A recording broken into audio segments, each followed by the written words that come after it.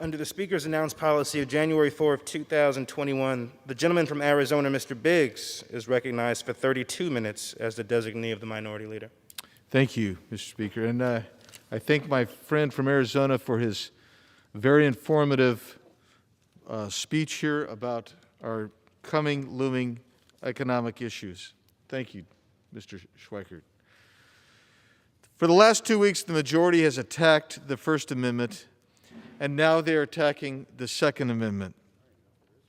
The Second Amendment clearly states the right of the people to keep and bear arms shall not be infringed.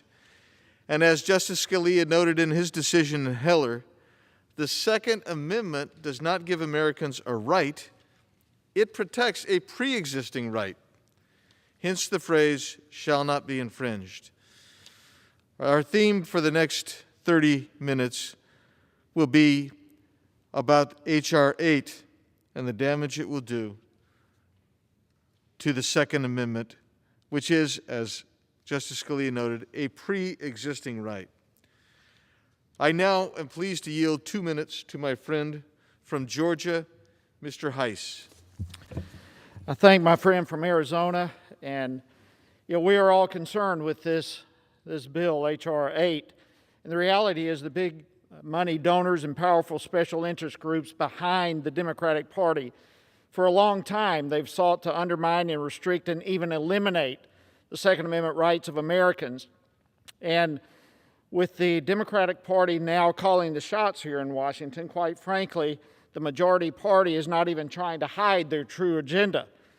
But masquerading as supposedly good faith proposals to end gun violence, what they're really putting in place are the stepping stones to create a national firearm registry and eventually even confiscate firearms. H.R. 8 is being considered later this week, and it would implement a universal background checking system. The majority claims that this is an obvious solution to gun violence, but that is simply not the case at all. Gun violence in America is complex, and so are the solutions. But the overwhelming majority of criminals would not be stopped by H.R. 8 whatsoever. In fact, the Justice Department itself, by its own data, says that 75% of criminals in prison who possessed a firearm obtained it through theft, the black market, or family and friends. Secondly, we know that the vast majority of mass shooters would have been able to pass background checks. This bill does not in any way end gun violence, but what it does do is create a national gun registry that will eventually be used against law-abiding Americans. Without a permanent database of who owns the firearms, the federal government would not be able to determine whether a private firearm transfer took place with the required background check. And so that brings us to the real aim of this bill, H.R. 8. It paves the way for this database to be used at a later date in a national gun confiscation program. And listen, don't take my word. Even President Biden himself in August 2019 said that he does support confiscating assault weapons, which he would consider AR-15 style. So folks, listen, the threat is real. We're in a major fight for those who are trying to dismantle and eliminate the Second Amendment. We're not blowing smoke here.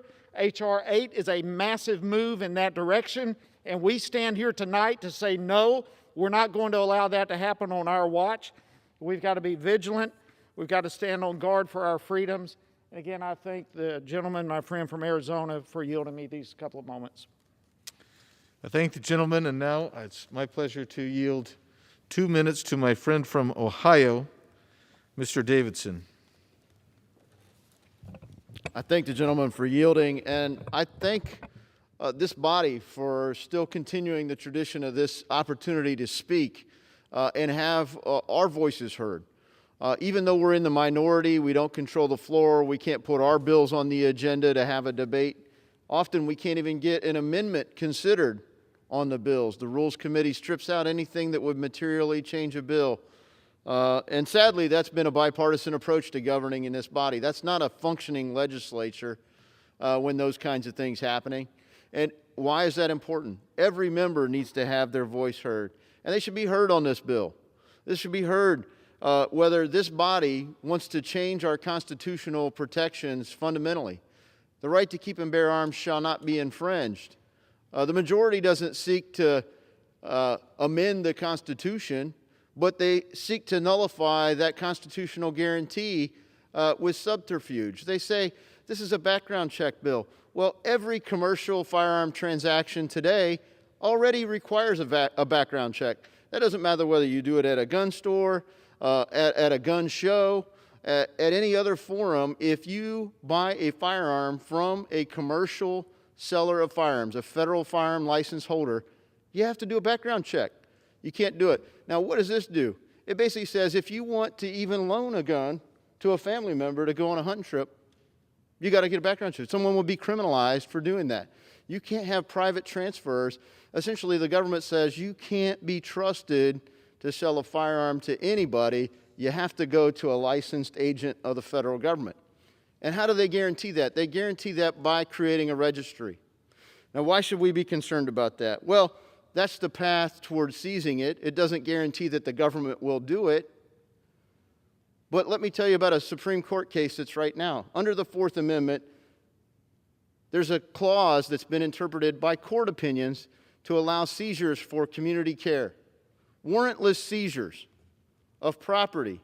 This goes with civil asset forfeiture, all kinds of abuses of warrantless surveillance. The Fourth Amendment, if we do not stand up and defend the Second Amendment today, it will be just as abused as the Fourth Amendment guarantee of privacy is today.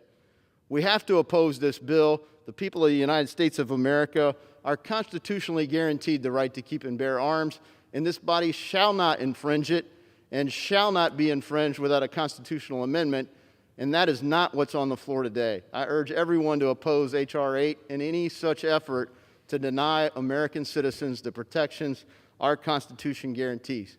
And I yield. I thank the gentleman. And now it's my privilege to yield 2.5 minutes to the gentleman from North Carolina, Mr. Budd. Thank you, Chairman Biggs. You know, as a federally licensed gun store owner, I have a unique perspective on our Second Amendment rights, and I actually happen to know how background checks actually work. It seems that H.R. 8 is being sold as universal background checks, and it would impose harsh penalties like six-figure fines and jail time for the simple act of handing a firearm to another person, even for temporary use, like instruction. The exemptions under H.R. 8 are woefully inadequate to protect the rights of law-abiding gun owners. Let's say that you loan your firearm to a victim of domestic violence because their abuser is just getting ready to be released from jail. Or if a suicidal friend asks you to take possession of their firearm. Or if you loan your cousin a gun after a series of burglaries in their neighborhood. These new transfer penalties would turn law-abiding citizens into criminals. We simply cannot sacrifice our rights by passing laws that will make our families less safe, and laws that criminals will simply ignore. We must always protect and preserve our God-given Second Amendment rights. I yield back. I thank the gentleman for his speech and his time in yielding back. It's now my privilege to yield 2 minutes to the gentleman from Virginia, Mr. Good. Shall not be infringed. Shall not be infringed.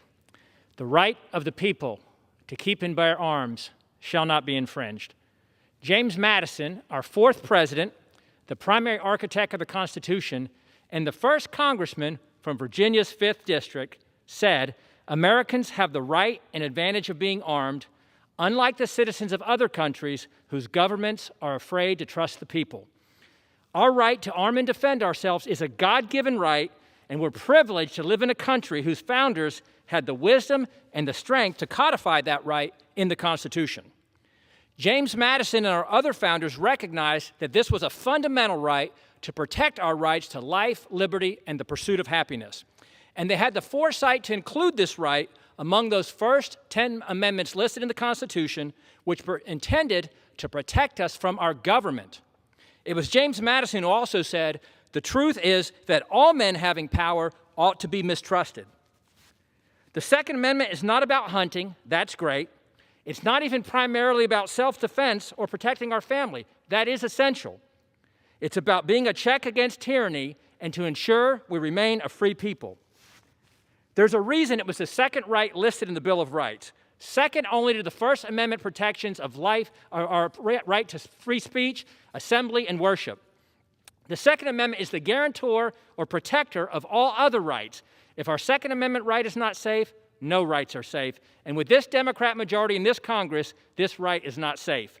In my last quote tonight from James Madison, he also said, "I believe there are more instances of the abridgment of the freedom of the people by gradual and silent encroachments of those in power than by violent and sudden usurpations." We're witnessing the gradual encroachment on our fundamental Second Amendment right today by this Democrat majority. And I yield back. I thank the gentleman. I now yield 2 minutes to my friend from Texas, Mr. Cloud. Thank you, Chairman. What we are considering here today with H.R. 8 has been dubbed a universal background check bill. But in reality, it would criminalize, and let me say that again, it would criminalize the private transfer of firearms.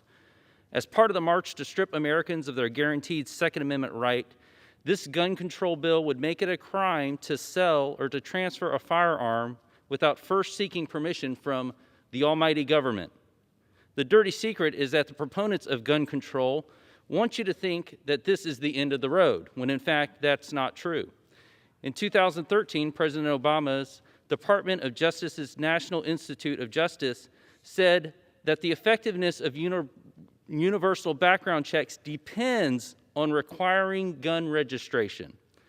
And so what we're witnessing here today is the first step to requiring a nationwide gun registration in America.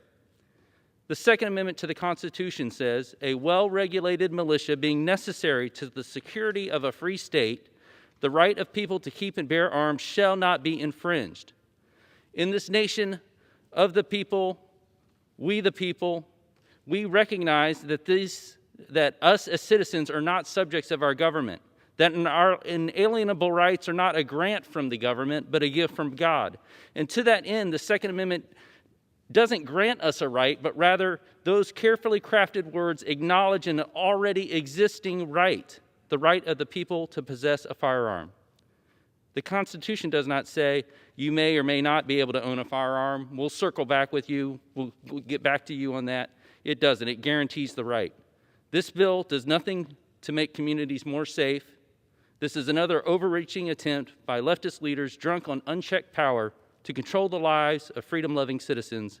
I ask my colleagues to oppose this legislation, and I yield back.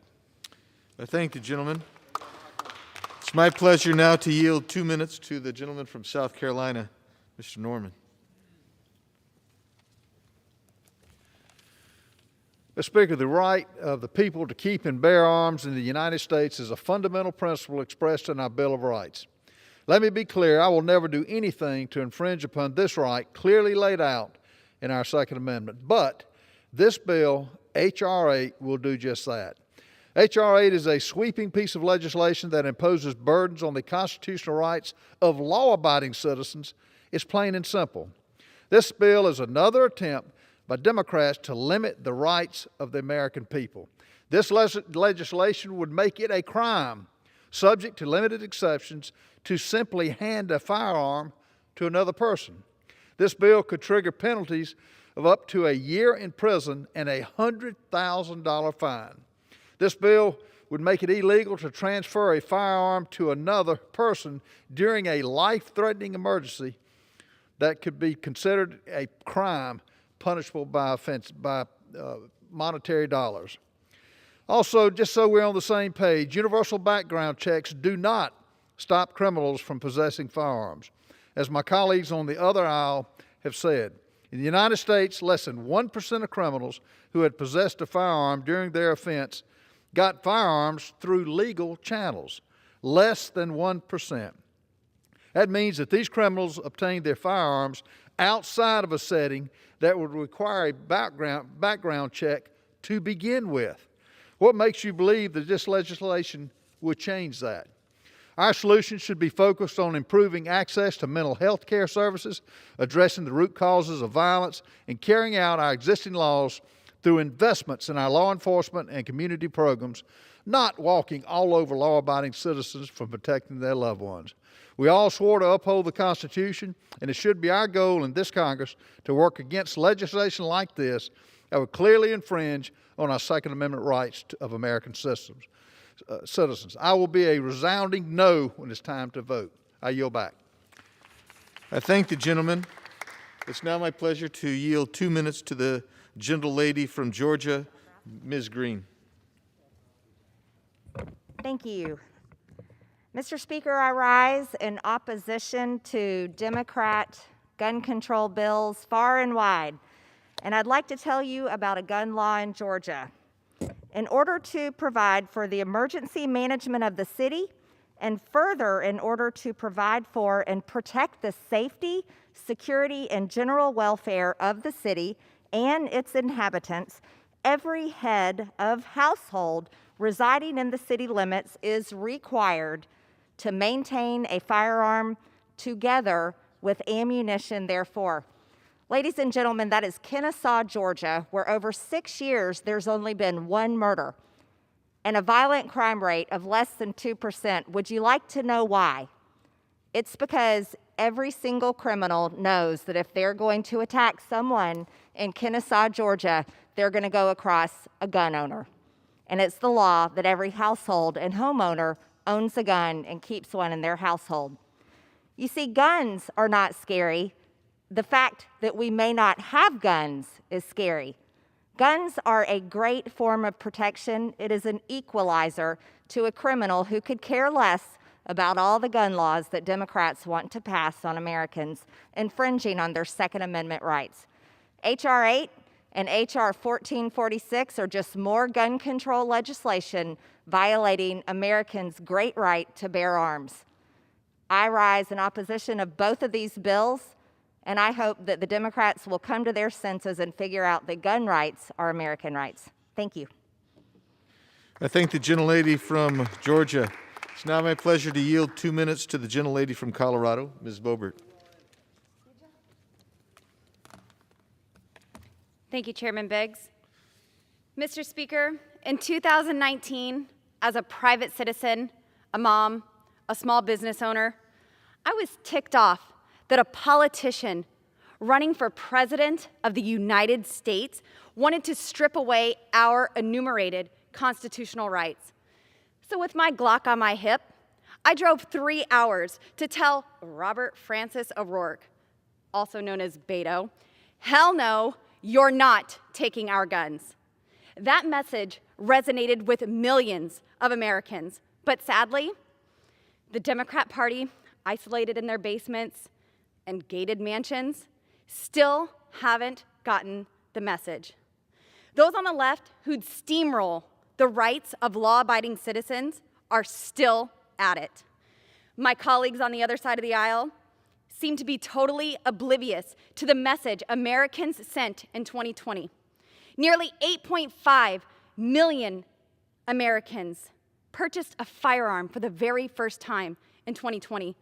With the left defunding the police, Antifa rioting, looting, burning down businesses, people made the reasonable and rational decision to take self-protection seriously and arm themselves. And the Democrat response? More regulations, more bureaucracy, more control, less freedom. Mr. Speaker, I'll say it again, and I'll say it nice and loud so everyone can hear me. Those on the left are still tucked away safely in their gated mansions with their armed security, ignoring everyday Americans. For me, this is a hell no. It's a hell no to government treading on our rights. It's a hell no to the regulations of our Second Amendment. It's a hell no to government trampling on our freedoms. All of these new gun laws will do is leave law-abiding citizens defenseless, while criminals, wait for it, break the law. So I have a few questions for my colleagues on the left. I want to know, why do you trust the American people so little? Why do you look down on them as lesser than you? How detached are you to believe that someone else's rights should be subject to bureaucratic permission, to your permission? Why is it okay to provide armed security for yourself, but take away the rights of Americans to do so themselves? Why do you feel the need to keep a registry of gun owners? Do you not trust the American people? Are you afraid of your neighbors? Do you despise their rights? How much power over the American people will it take to satisfy these radicals on the left? Our rights don't come from politicians. They come from God Almighty. Stop pretending to be God, do your job, and protect the rights of the American people. And with that, I yield, Chairman. Thank you. Thank you. It's now my pleasure to yield 2 minutes to the gentleman from Montana, Mr. Rosendale. Thank you, Mr. Speaker, and thank you, the gentleman, for yielding. Mr. Speaker, I rise today in opposition to the extreme gun control measures being pushed by the Democratic majority.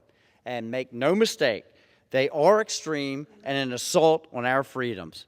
The Second Amendment guarantees the right of every American to keep and bear arms. I am proud to be from the state with the highest rate of gun ownership in the nation. In Montana, law-abiding gun owners use firearms every day and exercise their God-given liberties. Mr. Speaker, the bills the House this week serve only to punish responsible gun owners and take away the Second Amendment rights of Montanans. H.R. 8 would not just require background checks for the sale of firearms, but for the changes of ownership and even the most temporary transfers of possession. Someone who simply hands a firearm to another person could be subject to a year in prison and a $100,000 fine. This would include the rancher who lends his gun to a neighbor whose cattle are being harassed by coyotes, or to the hunter who lends a rifle to a buddy who's going on a hunting trip. This is deeply troubling, as these scenarios are very common in Montana. H.R. 1446 is just as bad. While it claims to close a gun-buying loophole, it would give the FBI discretion to delay firearm purchases or transfers indefinitely, and could even put the burden on law-abiding citizens to prove that they are eligible to purchase a firearm. The framers of our Constitution did not intend for us to have to beg the government to be able to exercise our freedoms. In fact, they included the Second Amendment to make sure that we didn't have to. Shall not be infringed is extremely clear.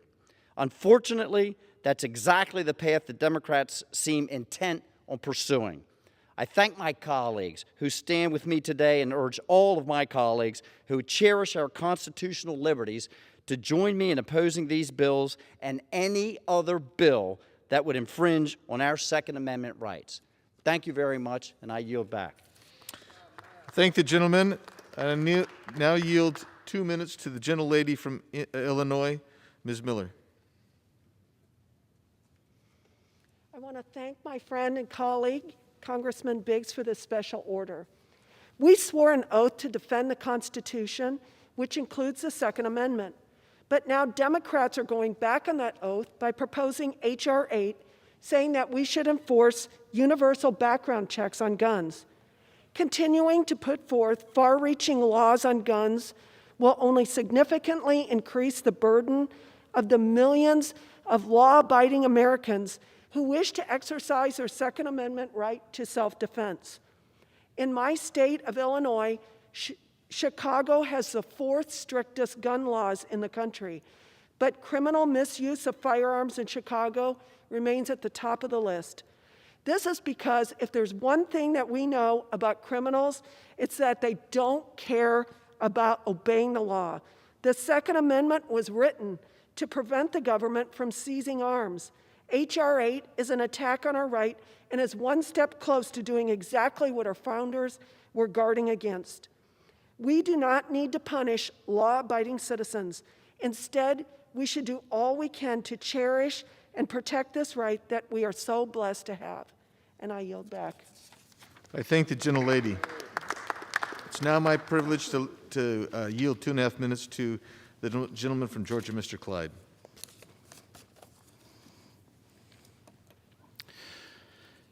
Mr. Speaker, I rise in defense of the Second Amendment and in opposition to H.R. 8, the Universal Background Checks Act. Federal law already restricts transferring firearms to prohibited individuals. Instead of working to strengthen the enforcement of laws currently on the books, this legislation will criminalize many activities that are common practice among law-abiding gun owners, while failing to prevent guns from getting into the hands of criminals. Criminals do not follow the law when obtaining their firearms, and nothing in the bill would prevent them from continuing to obtain firearms through avenues like the black market, through theft, or illegal straw purchases. Federal law already strictly prohibits the possession, receipt, or purchase of firearms by prohibited individuals, including convicted felons, fugitives from justice, unlawful users of controlled substances, illegal aliens, individuals subject to protective orders or convicted of a crime of domestic violence. Meanwhile, law-abiding citizens could face up to a year in prison and a $100,000 fine for common practices such as trades, private sales, gifts, or temporary loans of firearms if this bill becomes law. And lastly, I will note that under the rules of interpretation in H.R. 8, it says, and I quote, "Rules of interpretation, nothing in this act or any amendment made by this act shall be construed to authorize the establishment directly or indirectly of a national firearms registry." That is false. This bill will create a national registry. That's because every firearms transfer has to go through a federal firearm licensee's acquisition and disposition logbook. And every time a federal firearms license is not renewed, those records must be sent to the ATF for storage, who in turn scans those records into a database for future use. That is, in effect, a national firearms registry in the making. So, if the rules of interpretation of H.R. 8 are correctly followed, then one could logically argue that this bill actually prohibits itself, by its own words, of prohibiting directly or indirectly a national firearms registry. I yield back. I thank the gentleman. I thank the gentleman from Georgia. I thank all of my colleagues. I thank you, Mr. Speaker. I yield to myself such time as I may consume, and I appreciate the opportunity to be with so many of my friends who support the Second Amendment and oppose H.R. 8. I was talking earlier tonight about the Heller decision, where Justice Scalia said the Second Amendment is a pre-existing right. Justice Scalia wrote, "There seems to us no doubt on the basis of both his text and history that the Second Amendment conferred an individual right to keep and bear arms. He did state the right was not unlimited, but the bill being considered goes well beyond acceptable limitations." So H.R. 8 is another bill that the majority is bringing to the floor this session without a hearing or markup in the Judiciary Committee. Last Congress, the markup of H.R. 8 was cut short when the chairman of the committee introduced an amendment in the nature of a substitute right in the middle of the markup after Republicans repeatedly offered amendments highlighting flaws in the bill. He didn't allow members opposed to the amendment to speak or offer amendments, and he then called for the vote on the substitute amendment. This hurried process demonstrated that Democrats cared more about simply passing a bill than passing a good bill. H.R. 8 will not prevent recent shootings. In Parkland, the shooter acquired the firearm legally from an FFL after undergoing a NICS check. In Sutherland Springs, Texas, the shooter made purchases from an FFL following a NICS check. In Las Vegas, the shooter purchased his firearms from an FFL after a background check. And in Orlando, the shooter purchased his firearms legally from an FFL following a NICS check. I can go on. But there are so many more examples that are just the same. Because criminals who seek to do harm will get guns regardless of the new restrictions imposed by H.R. 8. That's just the nature of criminals. I was a prosecutor and a criminal defense attorney, I can tell you. That's the way criminals are. They violate the law. With very limited exceptions, H.R. 8 makes it illegal for Americans to get a gun if a non-licensed importer, manufacturer, or dealer is not involved. And how will the government know if an illegal transfer occurs? Eventually, the government will have to create a registry of all firearms and firearm owners so that they can track all transfers. That's what they want to do here. Without a registry, this bill is utterly unenforceable. I've heard supporters of this bill say that other countries have similar restrictions, so we need to do the same as well. But the reality, there is no other country on the face of this planet that has a Second Amendment where the founders of that country said the right to bear arms and protect yourself against government and individuals is a God-given right and deserves to be protected. It is, as Justice Scalia said, a pre-existing right. Supporters say that this bill is about saving lives. If that is what is important, then I would encourage every supporter of this bill to join me in co-sponsoring the Born Alive Abortion Survivors Protection Act, which actually will save lives. And I urge Speaker Pelosi to bring that bill to the floor today. I oppose this bill. I urge all of my colleagues to do the same. And with that, I thank you again to my colleagues for being here tonight, Mr. Speaker, to you for your presiding tonight, and I yield back the balance of my time. Thank you. Pursuant to Section 5A1